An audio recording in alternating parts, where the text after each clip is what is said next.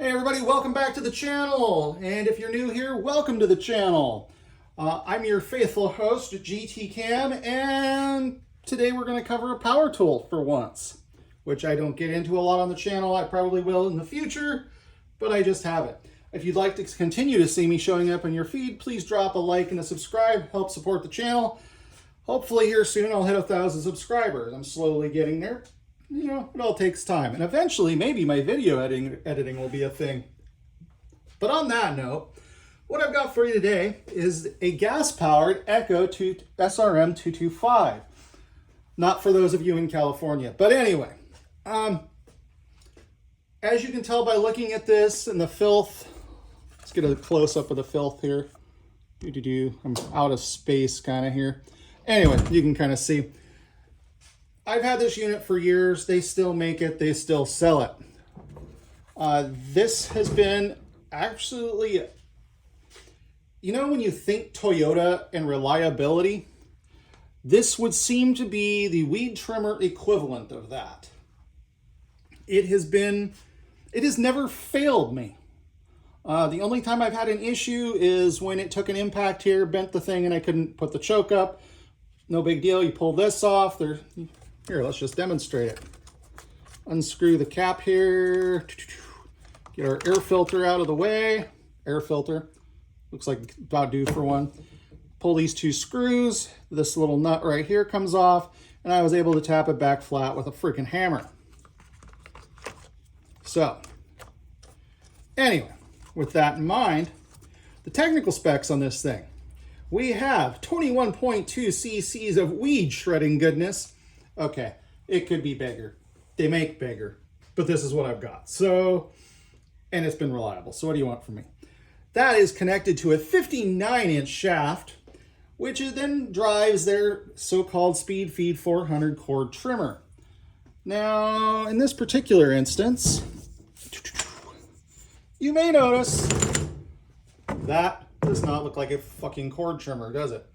No, because I live in Western Washington, where we have blackberry vines. I hear some of you sick SOBs down in places like Texas actually deliberately buy such things and plant them. Meanwhile, up here in the Pacific Northwest, we can't kill the fucking things. Anyway, rant off. So, whole unit wet, loaded with fuel and oil, oil mix, whatever. Thing weighs in at 11.5 pounds. Allegedly, it'll cut an 11.5-inch swath. I don't know if that necessarily fits with that. I'll cover that cutting head here in a minute. And it uses a 50 to 1 fuel to oil mix. So starting the thing is super simple. I'm not going to do it right now, but I'll just walk you through it. Make sure your switch over here is on. Let's see if I can get that. This switch needs to be in the on position. See if I can remember which way it is. Oh, yes. So pull it back to stop, forward for on. Cool. And then you got your safety here and your throttle. Cool. Simple enough, right? To start it, you fill the fuel with the primer bowl right here. You squeeze the little thing a few times. Flip the choke on. Pull the starter. Make sure you have fuel. That said, once you get that first cough that it wants to start, you can go ahead and flip the choke off, pull start it, and it'll take it a couple minutes to warm up enough to where you can actually run it. This thing has been absolutely bomb-proof for me. Yeah. It has been so good to me that I went ahead and bought one of their chainsaws and one of their leaf blowers. And yes, I'm aware we have battery-powered things these days. And theoretically, you should never need one of these in an emergency. Chainsaws, there is a place for electric and there is a place for gas powered. And I'll tell you what, when you're cleaning up from a storm or something, you're probably not going to want to rely on battery powered. Just an aside, the latest hurricane, whose name I have since forgotten, that just demolished the whole East Coast, it seemed like. Do you think that you're going to have power to charge those batteries when you run them dead? You can at least keep a container of fuel on hand and keep yourself going for a while, because a freaking gallon of fuel will last you a while. and it doesn't take up much space. It would cost you a lot of money to build up the same number of hours worth of batteries, I think. But I digress. There's a place for the battery powered stuff, but for the most part, I prefer to run gas powered stuff still. Overall, this thing's been a really solid unit. Now, as far as the head goes, I have forgotten the name of the brand. I'll put a link down below. Probably, I don't know if Amazon sells them or not. So if it goes to Amazon, cool, I might get something out of it. If it doesn't, I don't. Which, whatever.